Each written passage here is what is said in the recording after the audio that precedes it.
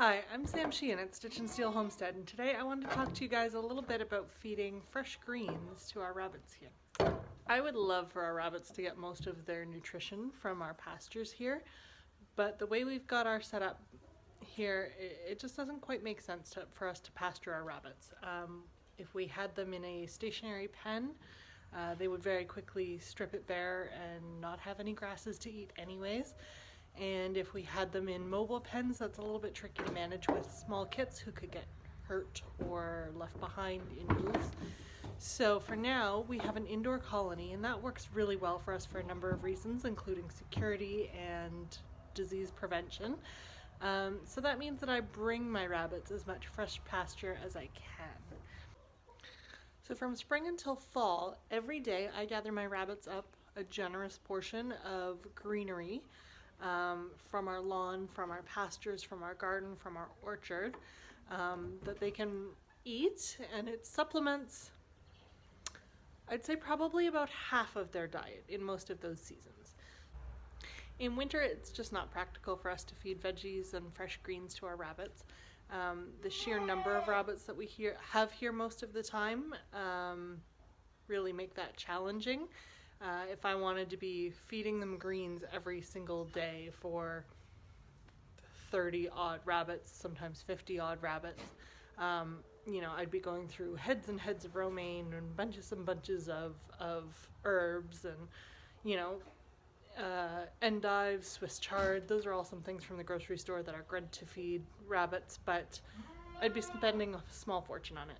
So we just kind of let that lapse in the winter. We make sure they've got plenty of fresh hay, plenty of the stored tree hay, and their nutritionally balanced pellets.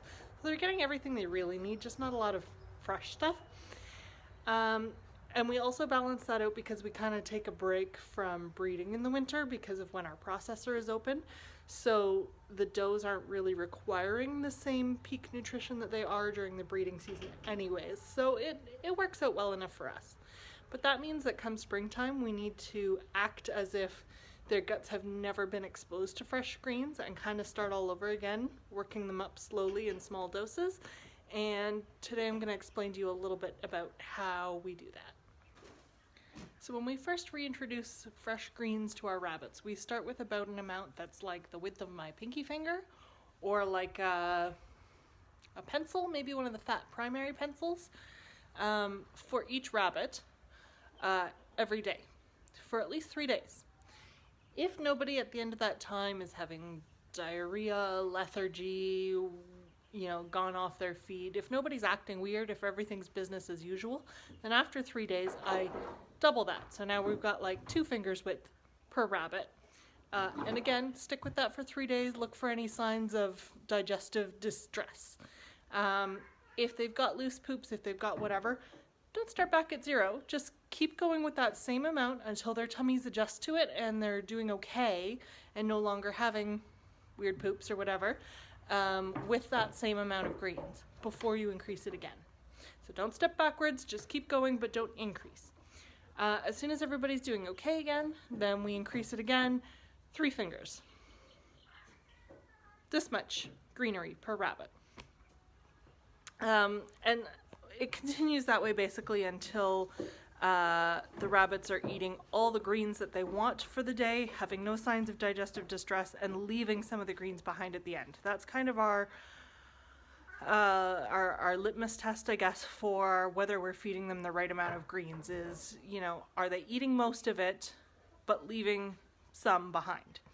That's kind of how we gauge the amount. And it goes up and down throughout the season, kind of depends on like the ages and stages of the rabbits and whether mamas have hungry litters nursing off of them or whether they're kind of in between litters, how many grow outs we've got that are quite big in the colony, stuff like that. So, and it also depends on the life cycle of the grasses and the greens that we're giving them, because fresh lush sugary spring grass is very different from tired wan fall grass. So the amount varies up and down a little bit throughout the season, and we just kind of keep track of it by watching what the rabbits do. If they've, cleaned up all their breakfast greens by noon, maybe the next day we'll offer them a little bit more. And if they've still got half the bowl sitting there by the end of the day, then we'll give them a little less tomorrow. So right now I'm using this basket to gather my bunny breakfast in. So I like to offer them the greens first thing in the morning so that they're hungry and they're going to consume lots of these nutritious fresh greens. And then later on in the afternoon, if they're, you know, still hungry, and just to balance them out and whatever, they can consume some of their pellets to kind of balance their ration out. But I want them filling up on the fresh stuff first. So they've always got hay available to them, but I offer them the greens before I offer them pellets in the morning. When you're offering rich, fresh greens, especially if it's new to your rabbits, it is always a really good idea to also offer them hay so that they've got lots of long fiber in their diet that's going to help them balance out the richness and the denseness, I guess, of the fresh greens that they're consuming. So that is really important to keep their guts healthy, is that if you're offering fresh greens, you're also offering hay.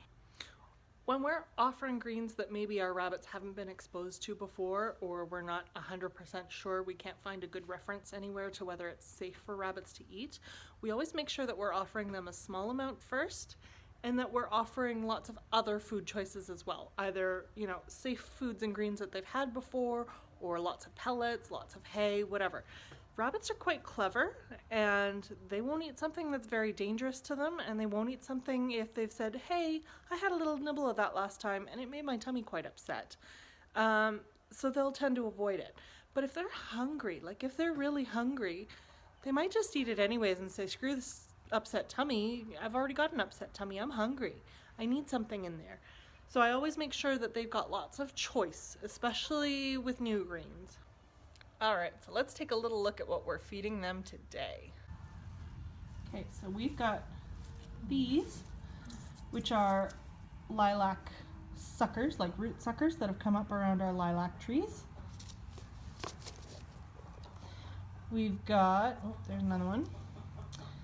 This is yarrow, which is an herbaceous flowering plant. Lots and lots of yarrow.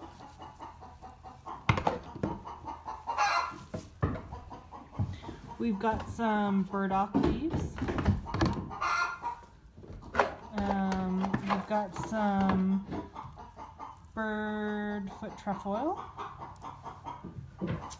We've got some bed straw, which is an invasive plant that's been cropping up all over the place, but the rabbits seem to really like it, so that's great.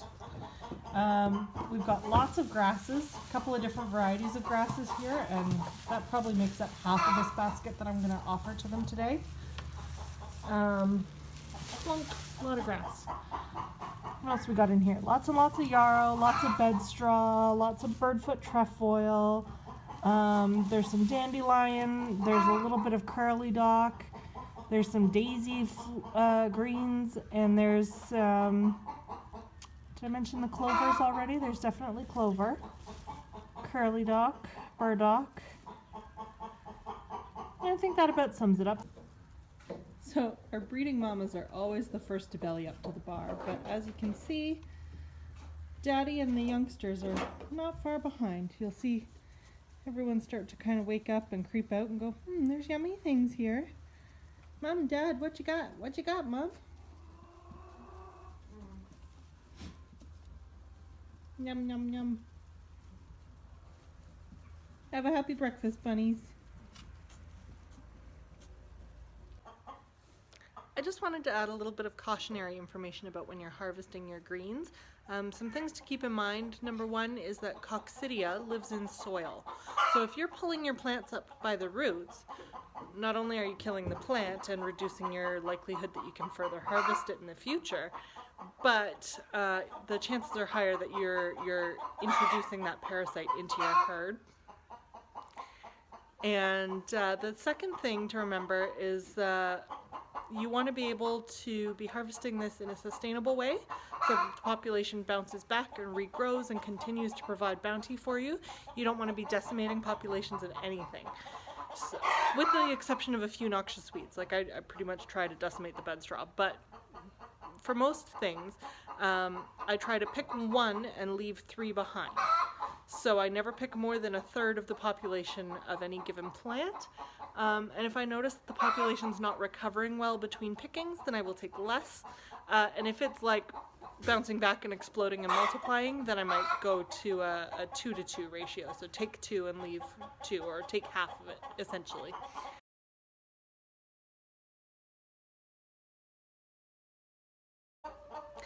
It just really doesn't make sense for us to bring our rabbits to the pasture, so we do our best to bring the pasture to them. Thanks for watching today. I hope you've learned something. Have a good day.